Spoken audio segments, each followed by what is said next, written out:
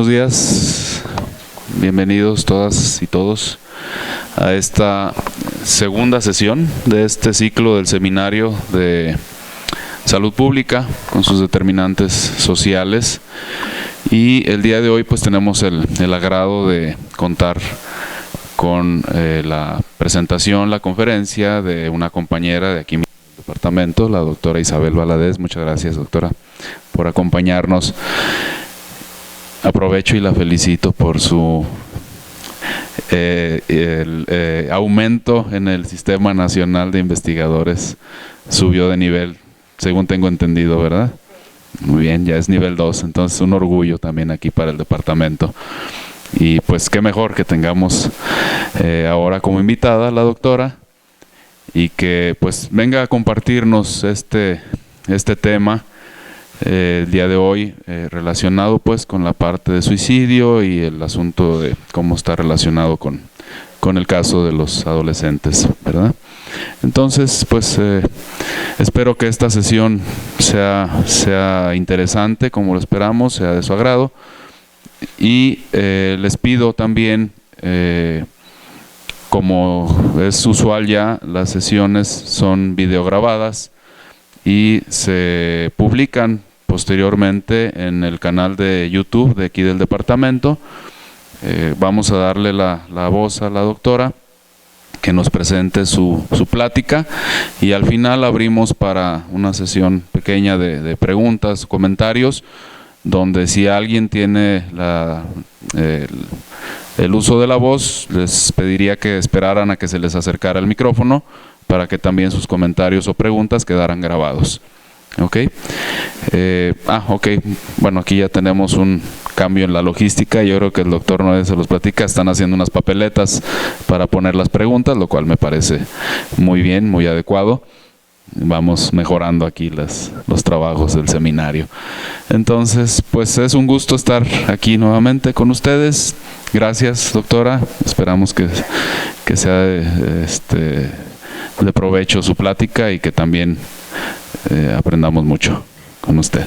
Le dejo la voz al doctor Noé Alfaro, quien es el coordinador de este seminario, pues a nombre del Departamento de Salud Pública, a nombre del Instituto Regional de Investigación en Salud Pública. Les damos la bienvenida y dejo al doctor para que nos presente una breve semblanza de la trayectoria de la doctora Isabel. Gracias, buen día. Bien, gracias, doctor Igor. Buenos días a todos y todas. Gracias por seguir participando en este seminario. El día de hoy pues es un placer presentar a la doctora Isabel de la Asunción Valadez Figueroa, que es compañera de trabajo y también orgullosamente integrante de nuestro cuerpo académico en salud materno-infantil. Hemos tenido a brillantes ponentes de otras partes, pero en casa también tenemos ponentes brillantes. Creo que la doctora Isabel Valadez Figueroa, ella es licenciada en medicina, también tiene formación en trabajo social y en educación. Y ella ha venido trabajando desde hace muchos años, desde que ingresamos y la conocimos. Ha trabajado mucho el campo de, primeramente, educación para la salud, promoción a la salud, y nuevamente sigue trabajando en esos campos, en las distintas temáticas de salud pública. Ella tiene una maestría en educación para la salud y también tiene un doctorado en ciencias sociomédicas y tiene diversa formación curricular en el campo de la salud pública. Pero sobre todo ella ha hecho investigaciones muy ligadas a la comunidad. Creo que es de quien hemos aprendido que el trabajo se hace en campo, que el trabajo se hace con las comunidades, en las poblaciones, y trabajamos algunos proyectos en conjunto, incluyendo uno de participación comunitaria y la alimentación de la alfalfa por alrededor de unos 10 años. Ha tenido diversas publicaciones, ha dirigido diversas tesis desde licenciatura, maestría y doctorado, pero sobre todo ha publicado varios libros. Mencionarlos todos sería muy largo, pero el último que sacó es una coedición en conjunto con la Secretaría de Salud, que habla principalmente sobre los principales conceptos de educación para la salud. Publica otro con el sindicato de la UDG y tiene otros libros, lo cual pues le ha dado un reconocimiento a nivel internacional y ha participado en diversas reuniones y organizaciones a nivel de Latinoamérica y de España. Entonces ha trabajado sobre educación para la salud, pero también se ha dedicado mucho al área de la adolescencia y forma parte de una red de suicidio, una red nacional que trabaja con suicidios, y se ha destacado, ha formado parte de la mesa directiva de esta agrupación, y creo que su participación en estos diversos eventos le da la calidad que tiene, y lo cual lo demuestra habiendo subido de nivel en el Sistema Nacional de Investigadores. Creo que es un orgullo, así como anteriormente tuvimos una ponente que unos días antes la habían nombrado rectora de un centro, pues ayer nos enteramos también que nuestra ponente de hoy sube de nivel en el Sistema Nacional de Investigadores. Creo que les trae buena suerte invitarlas a este seminario, y creo que o estamos eligiendo bien a los ponentes de este seminario. Bien, se les está dando, o acá tenemos personas que tienen una papeletita para que hagan sus preguntas. Si no ajusta porque el espacio está muy estrecho, lo pueden hacer atrás, pero sí queremos que hagan sus preguntas para que las recojan. Tenemos aquí teníamos a dos personas, y nos puede ayudar Vane con alguien más por si hay varias preguntas que ustedes quisieran realizar. Sin más preámbulo, creo que le damos la palabra a la doctora Isabel de la Asunción Valadez Figueroa.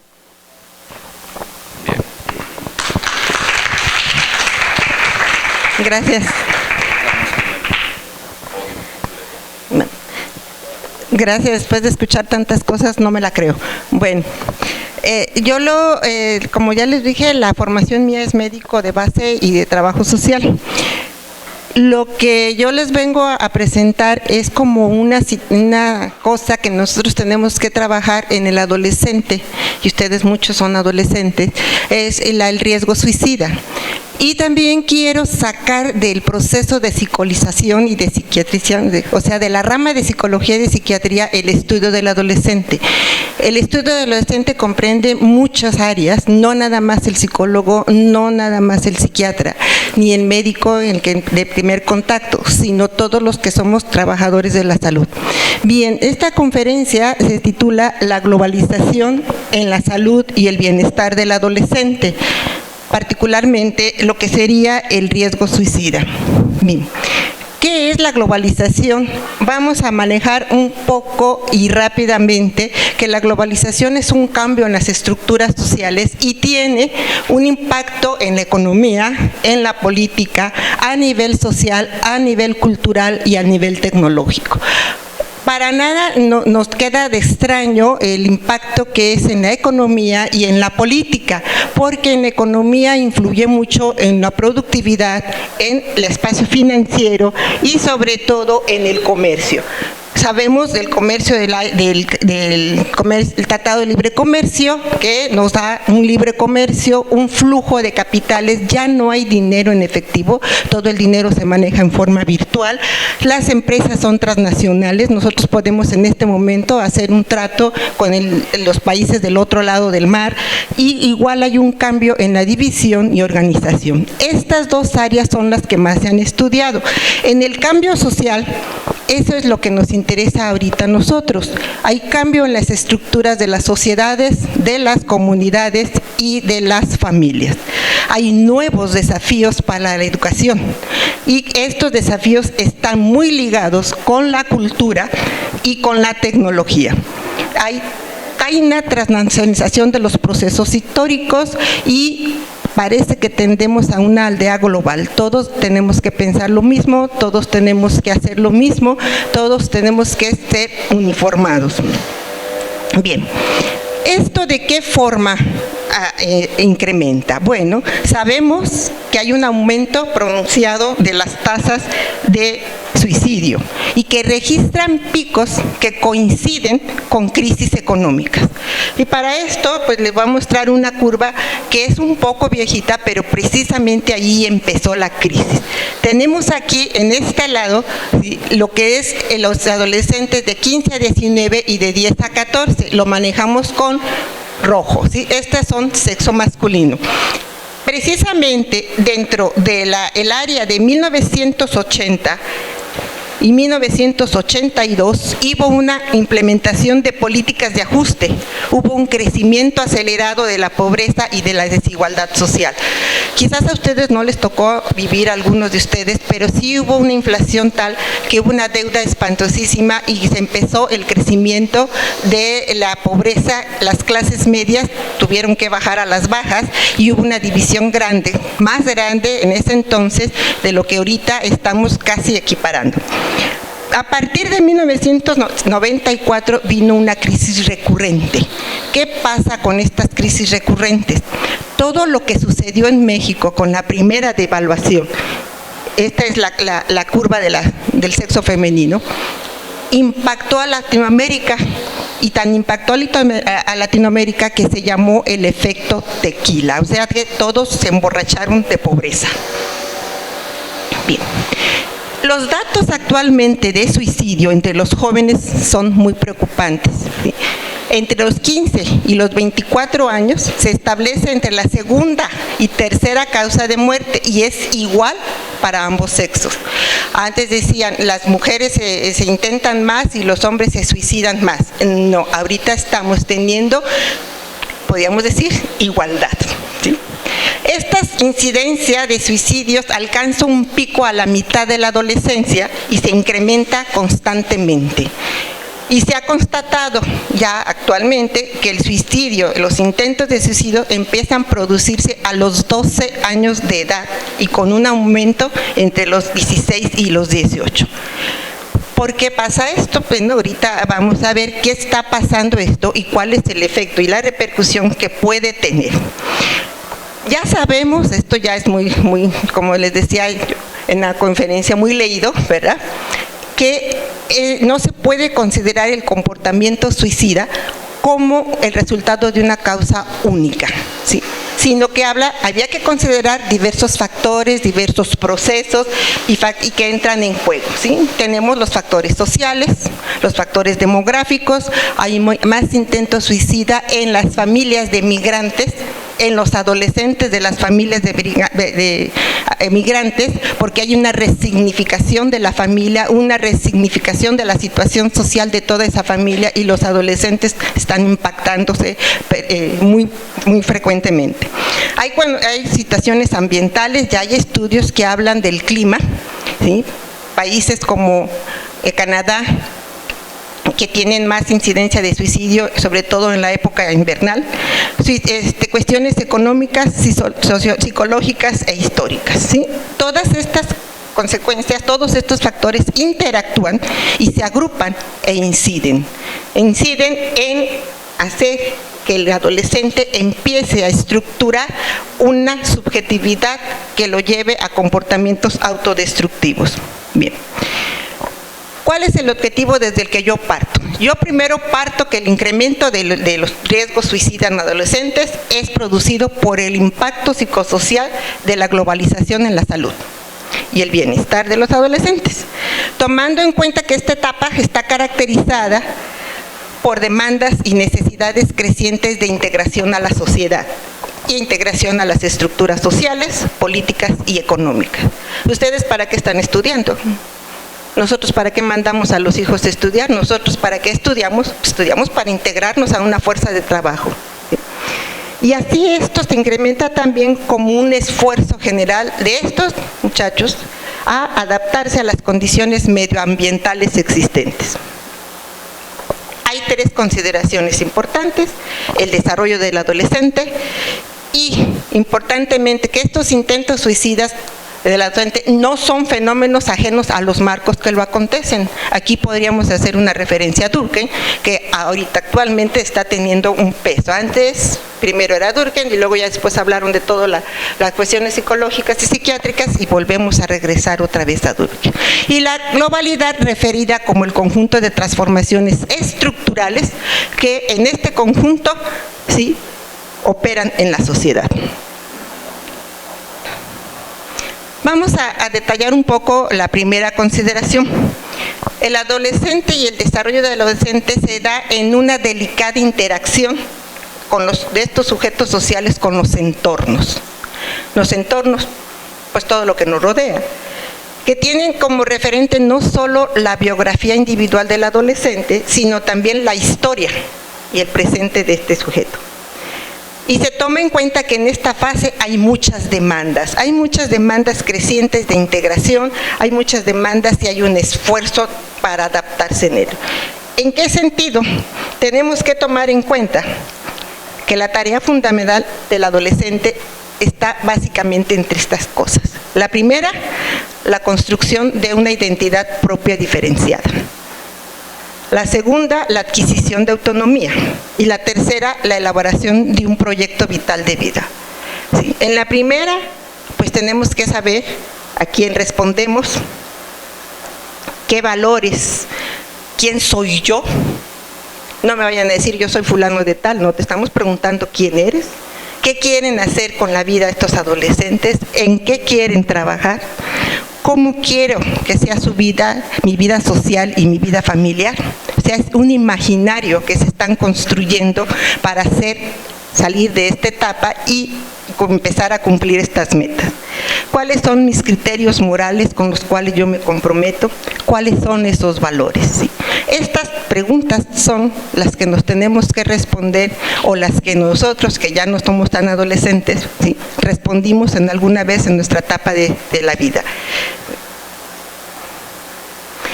La segunda consideración, hablamos de que no son ajenos a los marcos sociales que acontecen, porque dichos marcos los construyen los factores económicos, los factores sociales, los factores culturales, y que estos actúan como elementos que pueden favorecer la emergencia de comportamientos suicidas. Y la tercera consideración es la globalidad, que ya lo habíamos visto, pero aquí importantemente se modifican las costumbres, los patrones de conducta, los modos de vida de los individuos en particular y de los grupos sociales. Esto de la globalidad tiene un peso así que incide en forma muy silenciosa y casi imperceptible en todos y cada uno de nosotros. En la actualidad, estas incidencias se da principalmente en la estructuración psíquica y en la construcción y afirmación de la subjetividad del adolescente, ¿sí?, que conlleva pues acciones autodirigidas y violentas y heterodirigidas y constituyen por sí mismas factores de riesgo. Así que desde esta perspectiva, pues se trazan algunas líneas que nos sirven para analizar la sociedad global y sus efectos en la configuración del riesgo suicida, que hacen que el adolescente se coloque en una situación de vulnerabilidad y de riesgo social. Claro que la vulnerabilidad es una dimensión relativa, no todos somos vulnerables a todo, cada quien tiene su tipo de vulnerabilidad y cada quien tiene su propio nivel de vulnerabilidad, lo que entonces, pues no todas las personas tienen la misma vulnerabilidad, pero en los adolescentes en particular sí tienen un tipo de vulnerabilidad. El nivel va a variar y va a ser contrarrestado contra lo que ahora ya estamos estudiando, que son los factores protectores, base de la resiliencia. ¿Qué es vulnerabilidad? La vulnerabilidad implica fragilidad. ¿Sí? Obviamente no depende de un factor. yo en las conferencias anteriores yo decía que el comportamiento suicida y el intento suicida o el suicida es una serie de procesos. El proceso adolescente, el proceso estructural que lleva a la sociedad, los procesos que se llevan a los factores resilientes, ¿sí? Entonces, no suele depender de un solo factor, sino es una combinación de diferentes factores y condiciones que aumentan o disminuyen este impacto y que por consecuencia, para el caso del comportamiento suicida, se consideran los factores de riesgo, serían los indicadores de vulnerabilidad. A mayor factores de riesgo, mayor vulnerabilidad. Ahora bien, ¿de qué riesgo estamos hablando? No es un riesgo epidemiológico, es un riesgo social. El riesgo se relaciona con la inminencia, la continuidad o la cercanía de un daño potencial.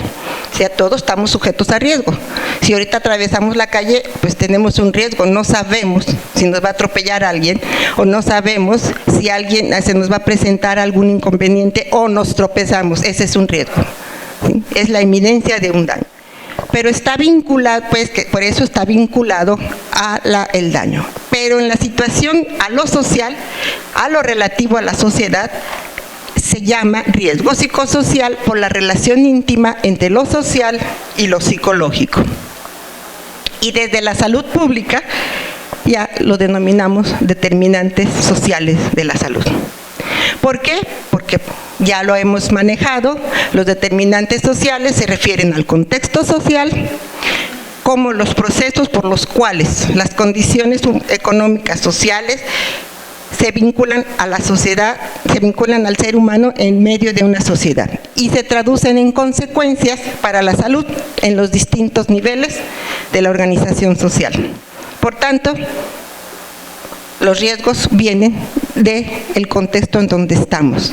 Acuérdense bien que el comportamiento suicida y la ideación suicida surge de un acto cotidiano, de una situación cotidiana. Y esto, lo que yo estoy mostrando, es la cotidianidad que no se ve, que está ahí, que está incidiendo. Bueno, vamos viendo. Ahora, los riesgos psicosociales afectan al adolescente en el sentido que se originan en la circunstancia social, que llegan al adolescente mediado por los sentidos, lo sienten, lo ven, lo perciben, ¿sí? Y mismos que actúan de acuerdo a las características individuales, sean estas físicas o psíquicas, y desencadenan reacciones fisiológicas, psicológicas y sociales. Bueno, volviendo a insistir, son procesos derivados de situaciones desfavorables que desde el punto social y económico generan circunstancias que aumentan el grado de vulnerabilidad. Este riesgo, fíjense bien, no solo existe cuando su ocurrencia implica pérdidas objetivas, que ya me enfermé, que ya me accidenté, que ya me pasó, sino también se produce cuando el individuo tiene una percepción subjetiva de vulnerabilidad. ¿Sí? Si yo percibo que en este momento soy vulnerable, aunque no lo sea, aunque no exista una realidad objetiva, ¿sí? Ese es un riesgo, porque esa sensación de vulnerabilidad me va a poner en una situación de fragilidad. ¿Cuántos de ustedes cuando están frente al grupo, o cuando estamos frente a un grupo como el de ustedes, verá que está medio mixto, combinado con adultos jóvenes, adultos mayores y más jóvenes, de repente, pues quién no se chivea cuando está frente a un grupo, ¿no? Okay. Ese es un riesgo, porque uno empieza a pensar en sus capacidades, si lo puede solucionar o no solucionar, ¿sí? Entonces, cuando hablamos del psicosocial, es que hay una interacción normalmente indisoluble, ¿sí?, entre lo que corresponde al sujeto y lo que corresponde a la vida social. Y en este sentido, la globalidad es la que incide, ¿En qué incide? En su subjetividad, en su construcción y afirmación. La subjetividad es la formación de lo que yo creo, lo que yo pienso, lo que yo debo hacer, lo que yo debo de hacer en un momento. Y esa subjetividad se conforma a través del medio circundante, tanto próximo como distante. Bien. Aquí tenemos, pues, que es concebida la subjetividad como lo que percibo a través de imágenes, sensaciones, actitudes, aspiraciones, memorias y sentimientos.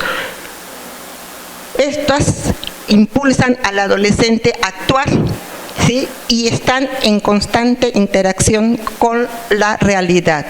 Y obviamente es dinámica, es cambiante, es modificable. Bien. Ya habíamos dicho, se conforma con la interacción de los factores internos, las relaciones humanas estructurantes y un medio circundante inmediato y amplio. Por lo cual, ¿sí?, supone mecanismos complejos y presencia de instituciones que hagan de sostén. Bien, vamos a ver de qué forma incide la globalización en todo este rollo que acabo de decir. ¿Cuáles son los elementos que generan la vulnerabilidad y riesgo? Bueno, tenemos que son 4 las tendencias de esta globalización. La primera es la transformación de la cultura. La segunda es la exclusión social, educativa y del trabajo. La tercera es el debilitamiento de los sistemas referenciales cercanos, llámese escuela, familia, entornos familiares y escolares. Y obvio, la cuarta, la violencia estructural que permea la dimensión económica, política, cultural y ecológica. Vamos a explicar una de estas tranquilamente. La transformación de la cultura específicamente se refiere a 2 cosas: las relaciones entre la cultura y economía, y en donde tenemos importantemente la sociedad del consumo, la cultura audiovisual y la socialización individualizadora. Y por otro tenemos las relaciones entre la cultura y sociedad. ¿Qué quiere decir en esta la sociedad de consumo? ¿De qué forma nos incide? Bueno, esta transformación de la cultura tiene unas características muy importantes. Hay reparto del mercado cultural, hay evolución de las sustancias mismas de la cultura, ¿sí? Hay que esto provoca un cambio de mentalidades, costumbres e inclusive cambio de, sobre todo los valores. Hay nuevos valores, hay una competitividad, egoísmo, indiferencia, exitismo y el consumo como vector principal en la producción de sentido y de valores. Hay un abandono del compromiso social, político y moral en favor de la búsqueda del triunfo personal. Todo mundo competimos, todo mundo pisamos, todo mundo queremos avanzar, y la solidaridad y la cooperación está menoscabándose. Hay rechazo a los valores tradicionales y sobre todo de las tradiciones y los conocimientos aparentemente difíciles de convertir en éxito por carecer de interés y sentido, y hay una construcción de la alteridad. Aquí tenemos importantemente los grupos de jóvenes, o sea, los punk. Hay muchos grupos que se están formando, las pandillas, ¿sí? Esto que nos trata cuando hablamos de cambio en las tradiciones y costumbres. Había en un estudio que hicimos precisamente en una comunidad de una etnia, las margaritas, con los tojolobal, que se habla un idioma tojolobal, estaba comentando ahorita, ¿no? Hay mucha violencia y hay aumento de suicidio en niños de 8 a 10 años. Cosa que tampoco se ve, no se dice, no sé por qué, pero nosotros no lo pudimos contactar. La relación entre la violencia en la escuela, lo que internacionalmente se conoce como bullying, pero que es maltrato entre iguales, desencadena procesos de victimización muy importantes. Y nosotros descubrimos, y estuvimos trabajando allá, suicidio en niños de 10 años. Entonces estamos manejando cuestiones muy importantes. Y esos niños, un mecanismo de afrontamiento a la situación de violencia era negar su propia etnia. Negaban a los papás que iban por ellos, se escondían y decían que ellos no pertenecían a un pueblito, como les llaman a los indígenas, ¿sí? Los mestizos así le llamaban. Entonces está produciéndose pues un rechazo a los valores. Bien, en el punto A que habíamos hablado de estas relaciones, la sociedad de consumo. ¿Qué nos hace esta sociedad de consumo? Bueno, estabiliza al adolescente como sujeto que difícilmente sea algo si no consume. ¿Qué marca traes? ¿Qué tipo de zapatos traes? ¿Qué jeans traes?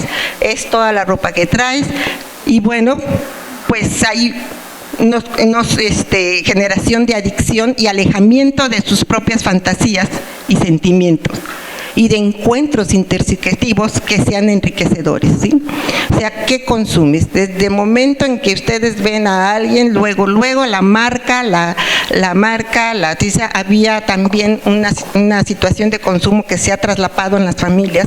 Una niña de 10 años, cuarto año de primaria, estaba intentando suicidarse de un edificio, de un condominio vertical, y estaba parada en la azotea. Nos hablaron y de repente la pregunta, que ya después de haber hecho la contención y ya después que le decíamos ¿qué pasó? ¿Sí? La niña decía que su mamá ya no la quería. ¿Por qué? Porque no me quiso comprar unos tenis.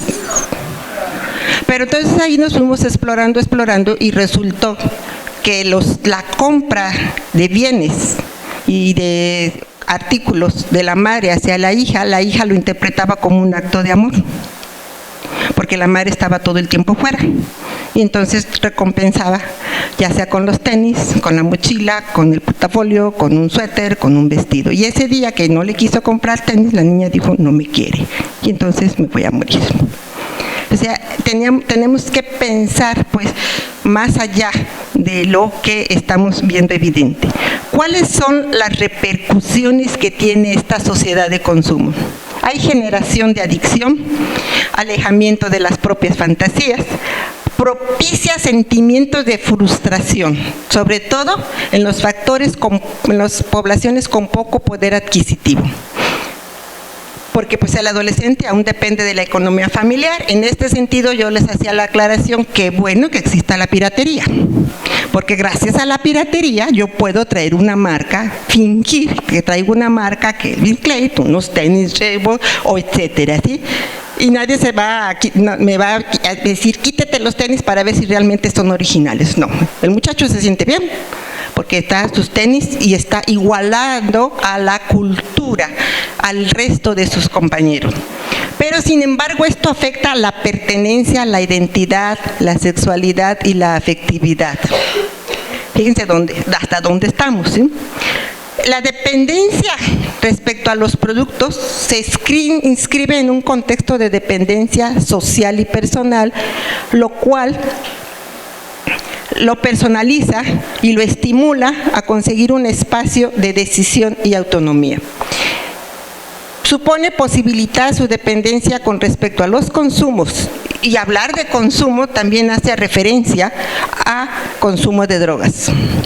Igualmente, en la medida que estos cubren una función de pertenencia. Aquí en este sentido hablábamos cuando lo estimula a buscar la dependencia.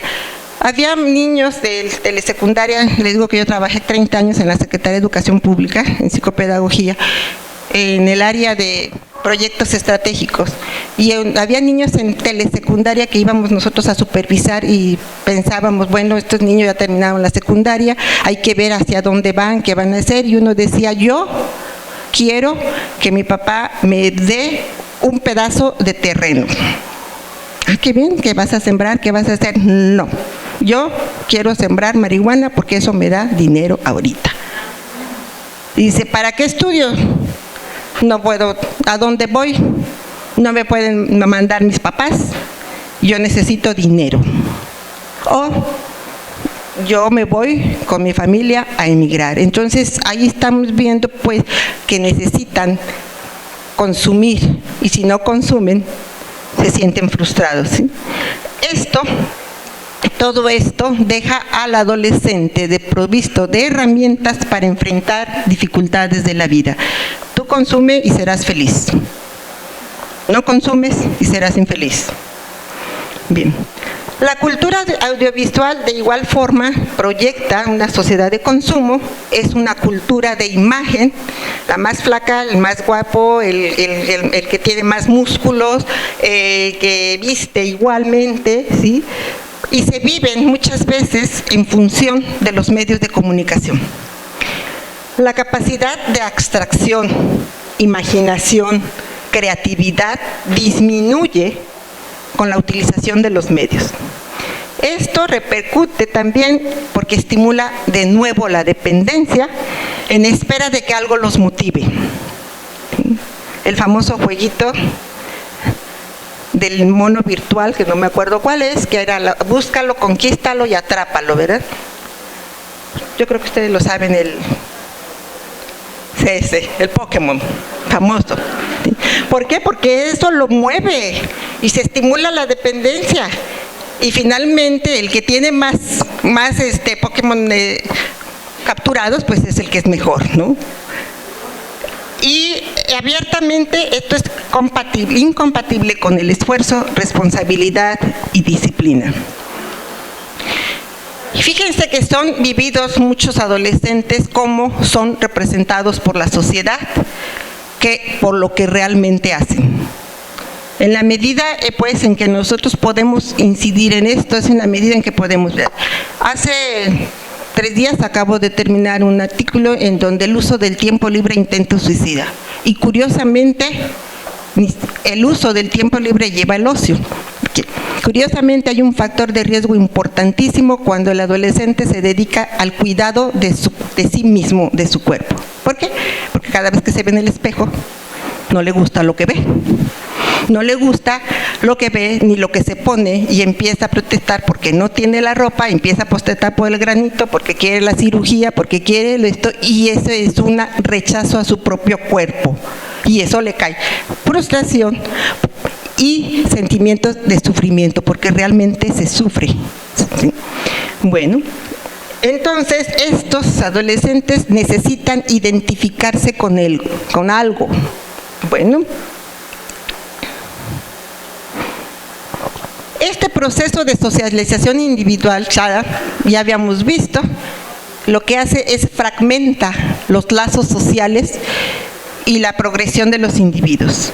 Hay debilitamiento, hay fracaso en la satisfacción de necesidades, hay una experiencia de aislamiento, disminución de la capacidad de afrontamiento en situaciones estresantes. Y más que nada, hay una sensación de rechazo y de no sentirse amado ni acompañado, y sentimientos de vacío o tristeza, lo que da la desesperanza.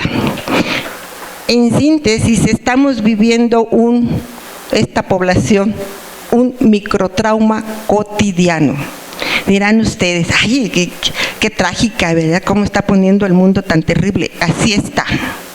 Así está, y en la medida en que sabemos cómo está, es en la medida en que podemos intervenir, ¿sí?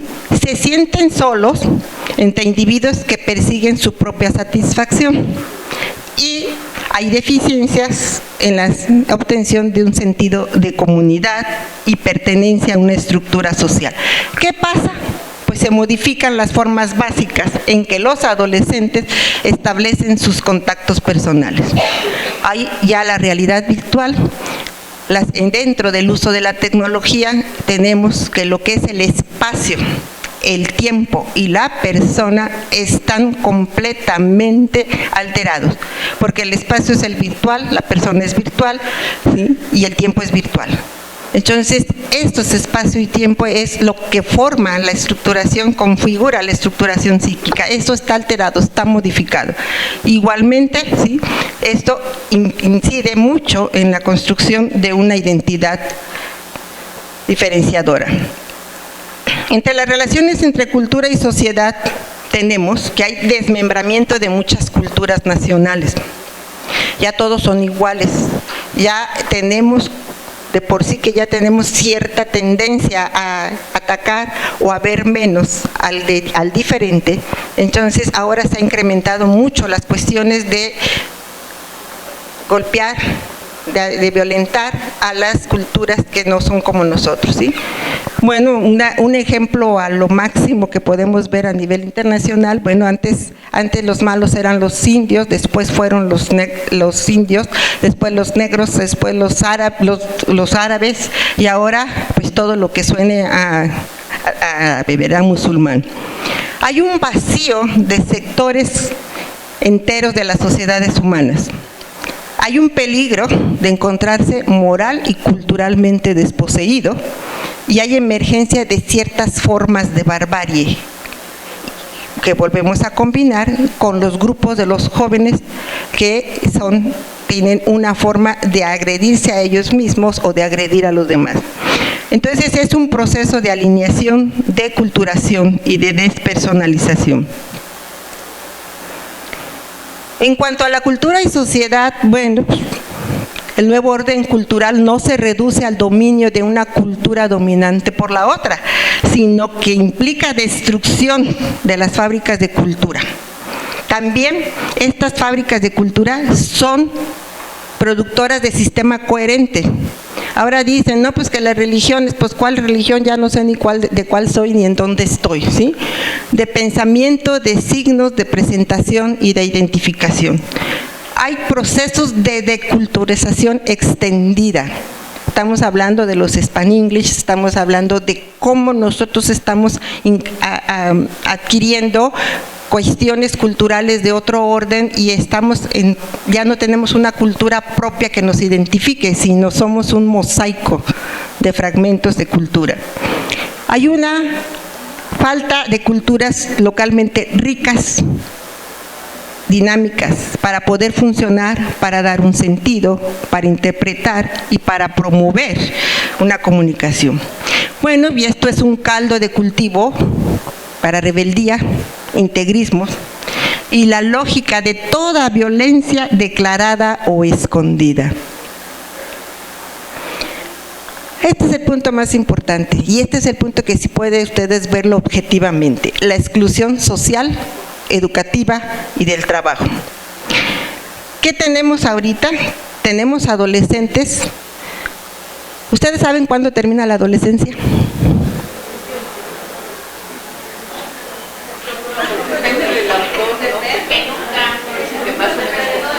¿Cuándo termina?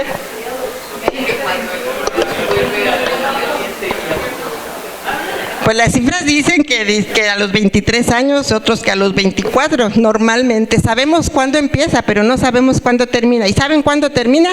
Cuando el adolescente logra su autonomía, cuando el adolescente puede mantenerse a sí mismo. Por eso tenemos adolescentes de 30 años en casa, o de 28, o de 32. ¿Por qué? Porque no se pueden mantener. Entonces tenemos una categoría alargada que puede llegar hasta los 30 años, ¿sí? ¿Por qué? Porque hay una demora en el proceso de emancipación, no se pueden emancipar. ¿De qué forma se emancipan? Ay, si ya me voy a vivir, voy a hacer mi propia vida, y regresan por las cucharas, por la comida, por la harina, por la carne, en la casa de los papás. ¿Por qué? Porque no tienen.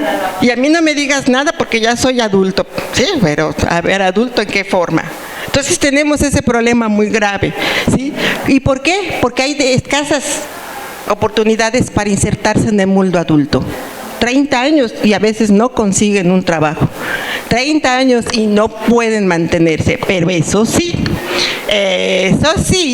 sí origina conductas que no se veía solamente en edades superiores. Consumo de alcohol, inicia la sexualidad, embarazan o se embarazan y ahí sí, mamá, papá, y regresan a la casa, ¿sí?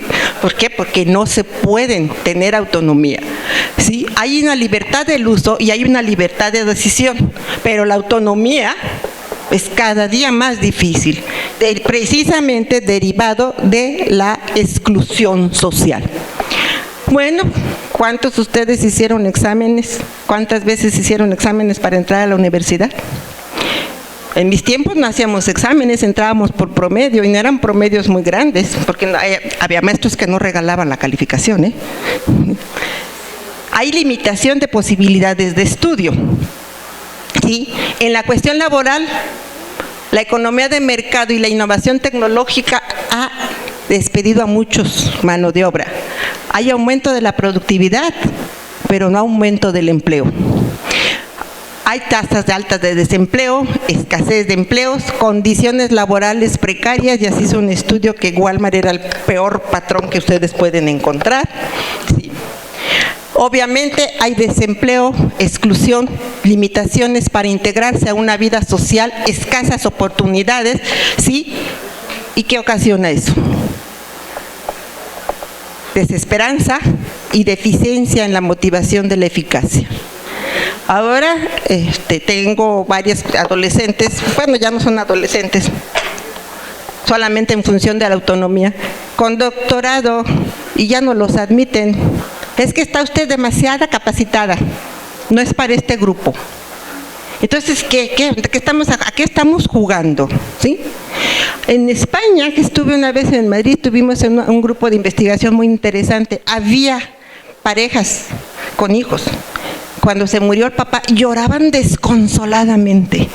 Yo decía, ay, cómo querían al papá, pero en forma desconsolada. Y ya me decían, vente, vamos a trabajar con este grupo. Le dije, pero ¿yo qué hago con este grupo? Pues si el papá ya está viejito, ya te tenía que morir. ¿Saben por qué lloraba? Porque vivían de la pensión del papá. Entonces, ¿qué pasa? Que no nomás es un problema en México, es un problema a nivel internacional, ¿sí? Y entonces, con esa exclusión que se está propiciando, los adolescentes están marginados de construir un proyecto de vida provisorio y de lograr autonomía, que cada vez es más difícil. Antes uno pensaba que era una casa con cochera para 2 autos y no sé qué, y ahora se conforman con un cuartito y aunque no tenga cochera, ¿sí? Entonces tenemos ese grave problema que está ocasionando trastornos muy fuertes en la forma de pensar y de percibir el mundo, ¿sí? Entonces esto trae incertidumbre, conflicto, esta demora en la emancipación, y hay un deterioro de la autoestima. Imagínense esa muchacha con el doctorado y todo, y que le digan que está sobrecalificada y que no puede entrar. Tantos años. Entonces, pues hay una pérdida de la autoestima y hay una desconfianza, ¿sí? Hay mecanismos claros de inclusión, rechazo y temor y desesperanza. La frase de que estudia, supérate, porque vas a ser alguien en la vida, pues antes sí funcionaba, ahora se está diluyendo. ¿Sí? Para algunos grupos sociales, no quiero decir para ustedes, ¿sí?, se trata de un encierro en el círculo repetitivo y transgeneracional de pobreza y de la locura de la violencia, porque es violencia. Esto es violencia, una violencia estructural que nosotros no lo percibimos, nosotros no lo vemos, ¿sí?, pero está ahí. Y está incidiendo en la forma en cómo los mecanismos de autoagresión se están construyendo. Bien. Vamos a hablar ahora qué está pasando con los sistemas referenciales, los grupos de pertenencia y de la familia. Ya les había dicho que forma de la cotidianidad. Lo anterior ustedes lo ven, esto también lo ven. Lo que yo les dije de sociedad y consumo a lo mejor les sonó medio raro, pero no es tan raro, ahí está. Okay. Estos entornos los vamos a manejar en distales cercanos. Estos entornos son referencias y referentes, acciones simbólicas, íconos, valores y significados atribuidos. Todos estos entornos hacen que ustedes se constituyan como individuos, que puedan tener una identidad personal y social, ¿sí? Hay una construcción de sí mismos. Bueno, ¿qué está pasando con estos entornos? Bueno, estamos hablando del entorno distal, la violencia estructural. Vimos un pedacito con la exclusión. Estas son situaciones de malestar debido a crisis económica. Ustedes ahorita como que no, pero nosotros estamos sintiendo fuertemente estas crisis económicas, sociales y culturales. El componente estructural implica que la violencia está embebida en todas las estructuras sociales y dichas estructuras no son observables. Tenemos dos importantes cosas: la tolerancia social a la violencia y la corrupción. Esta tolerancia social lo que nos trae es que mina el sistema de normas y valores. Estamos teniendo procesos de naturalización de la violencia. Antes, el que veíamos que a alguien le levantaba la mano a una persona viejita, estaba condenado, ¿no? Ahora vemos que hasta las matan. Y luego todavía las entierran, o las desmembran, o las cocinan, ¿sí? Entonces estamos viendo mucha tolerancia. Estas normas y valores son las que dan sentido y fundamento a la vida de los individuos. Todo esto hace que se desmorone la confianza en los otros. ¿Ustedes confían en su compañero? ¿Están seguros de que no les va a robar las ideas, en el caso de nosotros? ¿De que no va a escribir lo que nosotros hicimos? ¿Ustedes están seguros que no les van a copiar el examen? ¿Que no se van a aprovechar? Hay desconfianza, pero porque hay una tolerancia a la violencia, ¿sí? La confianza y estos fundamentos son los pilares del sistema social y de la estabilidad y del orden existencial. Pues que propicia fallas en la consolidación de sí mismo y obviamente lo que sí podemos ver es la desconfianza. La corrupción, pues dicen que la corrupción somos todos, ¿verdad? Destruye el capital social, destruye la confianza, genera un ambiente institucional perverso, ¿sí? Y políticamente incide, ¿sí? En esto propicia ambiente de incivilidad, debilita y destruye las relaciones de cooperación entre los ciudadanos y tiene sus efectos en la sociedad en cuanto que afecta a la mayoría de los ciudadanos y políticamente pues lo estamos ya viviendo desde la decena trágica. Obviamente desde Echeverría, la primera devaluación importante del dólar que tenemos, ¿sí?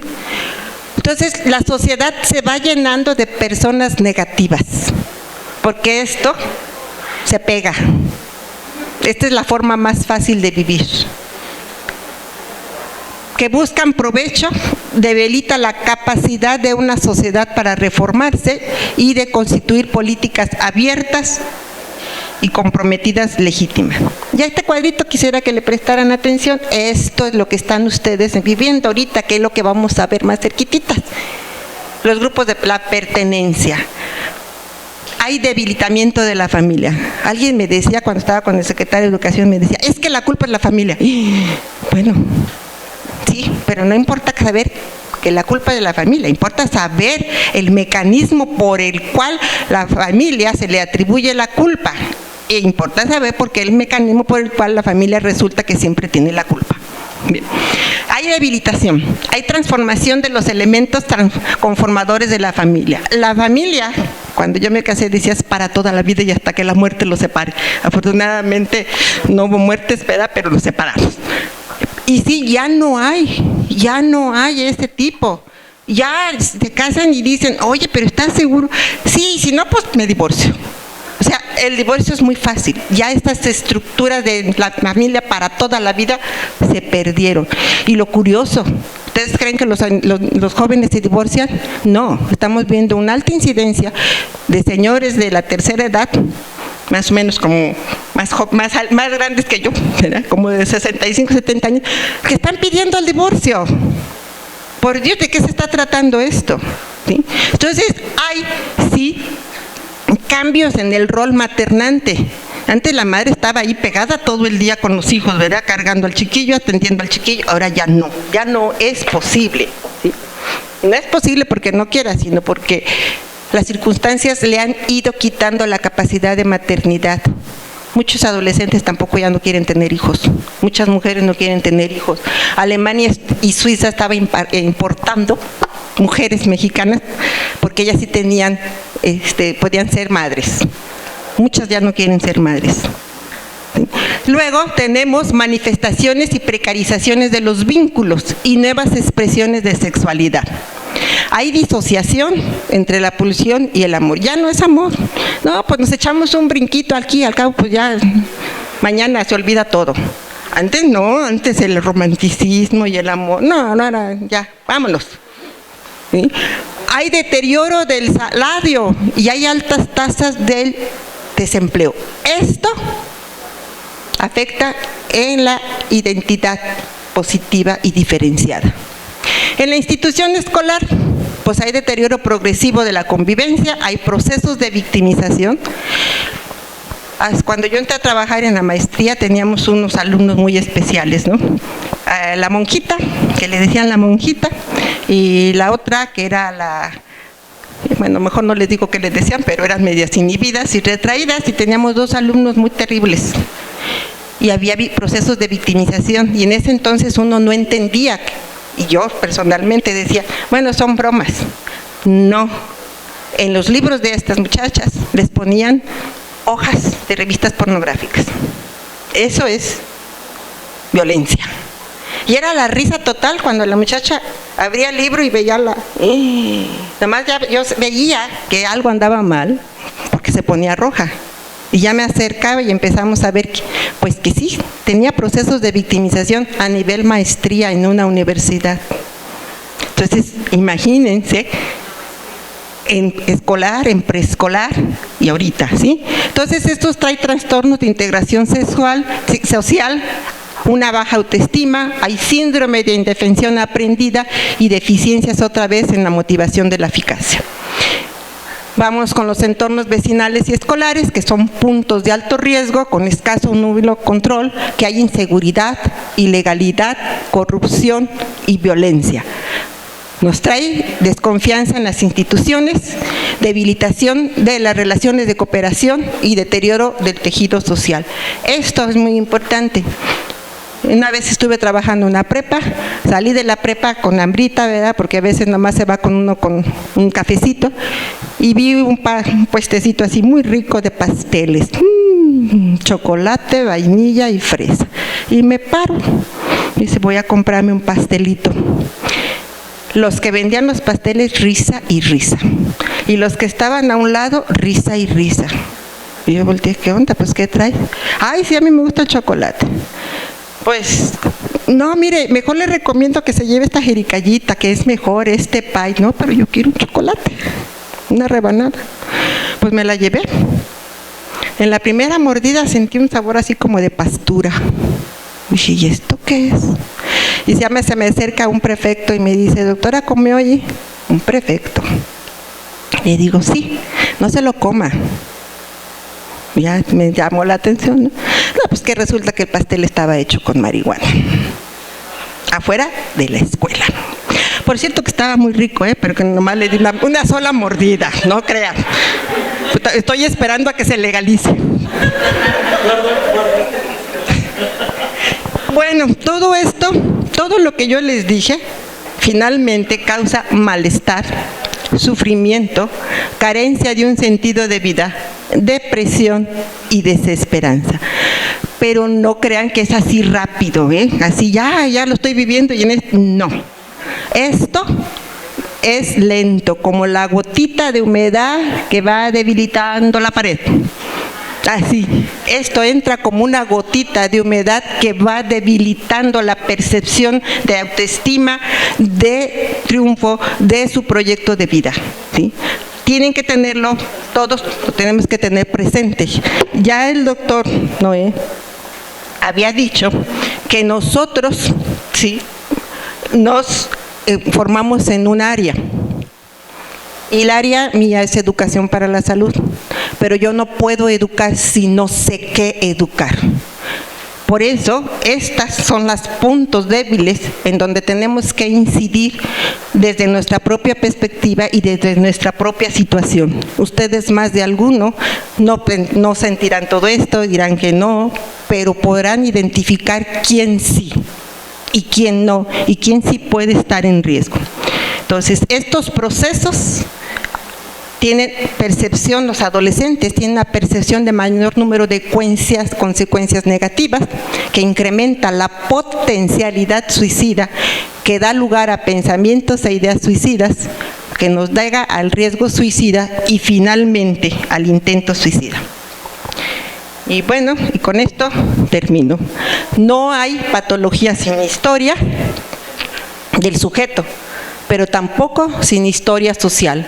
Entonces al individuo lo tenemos que estudiar en forma individual, pero también tenemos que estudiar qué pasa con ese individuo en forma social. Gracias.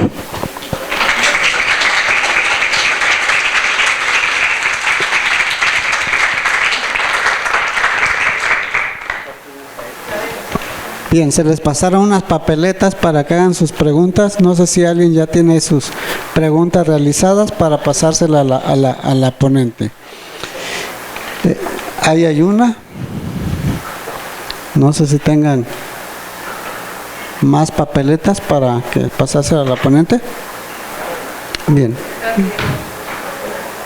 Bien.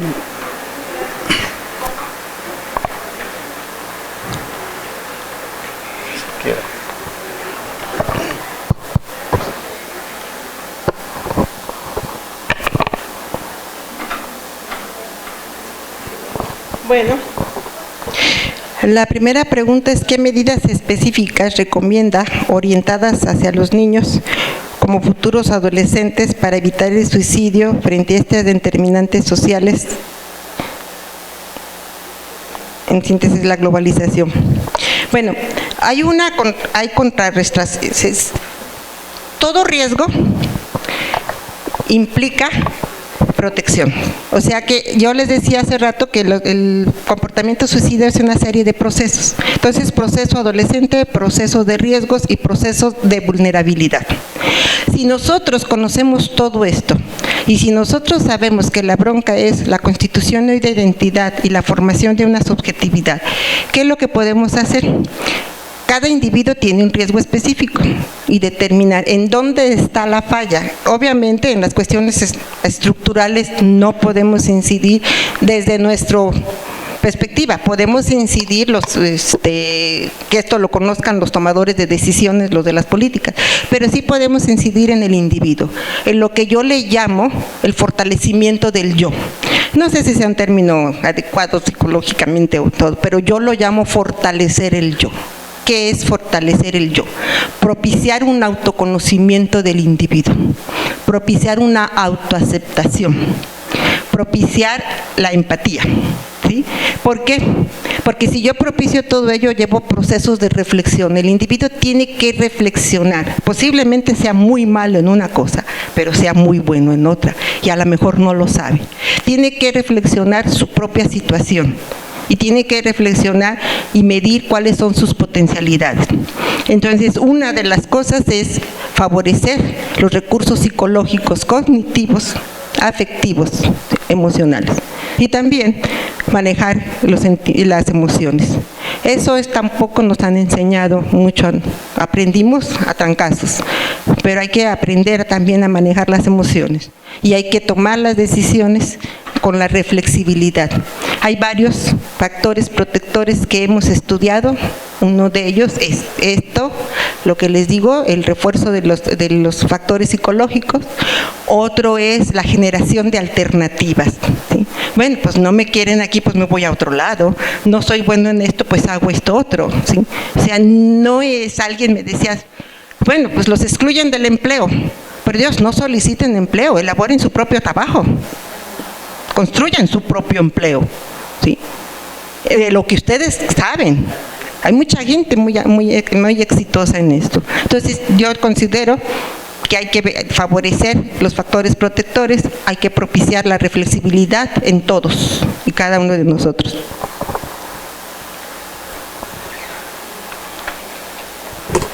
Gracias.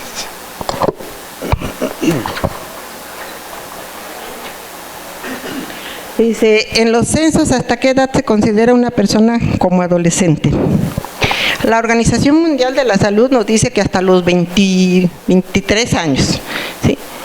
Pero existen varios autores que contemplan hasta los 25, o sea, depende. Hay autores como les diré, de orientación psicoanalítica, que nos dicen que es hasta los 24 años. Y lo dividen en 3 vertientes, de 12 a 14, de 16 a 18 y de 19 hasta 24. Dice, nosotros consideramos mejor esa versión, y nosotros como grupo consideramos esta versión porque es la más lógica, de acuerdo a las funciones que se desarrollan en cada etapa o cada vertiente de la adolescencia. Entonces los consideramos desde que ingresan a la secundaria hasta que están en el primer año de licenciatura.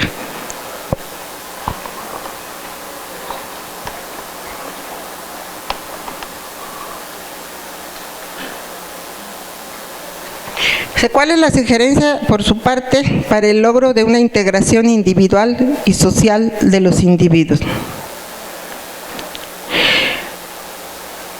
La estoy buscando, no se crean. Yo creo que la base primordial es favorecer los entornos. Favorecer los entornos es, dicen, volvemos otra vez, la familia es la culpable de todos. En una reunión de psicoanalistas que asistí, decía por allá gritó un psicoanalista, madre, solo hay una, y se levantan todos a coro y dijeron, afortunadamente.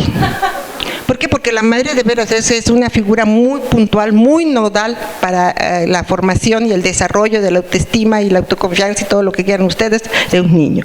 Yo creo que aquí la sugerencia mía es tratar de fortalecer los entornos, particularmente la familia, ¿sí?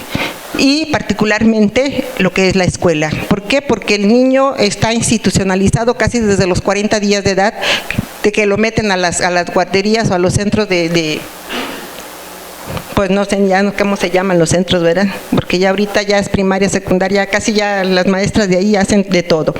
Entonces los niños están institucionalizados desde los 40 días, entonces las instituciones son estructurantes. Una institución es la familia y otra institución es la escuela.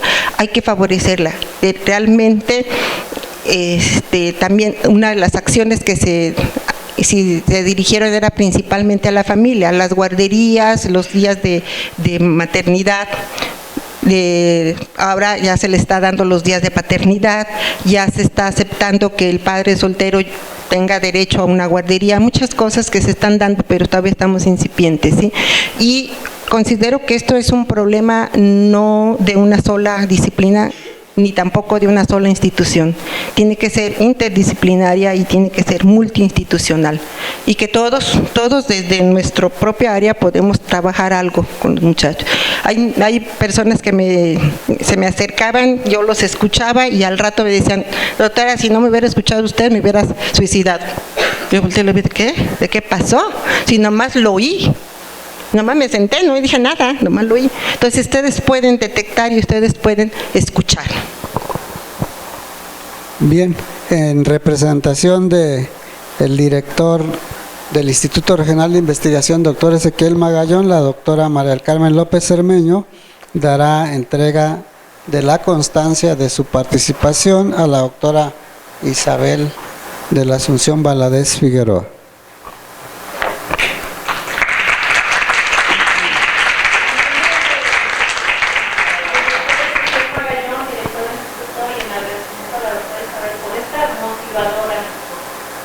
Motivadora y controversial tema. Tenemos mucha actividad. Le hacemos entrega de esta constancia por conferencia de efectos de la globalización de la salud y el bienestar de la adolescencia y de esta sociedad. Muchísimas gracias, doctora Isabel Valadez Figueroa.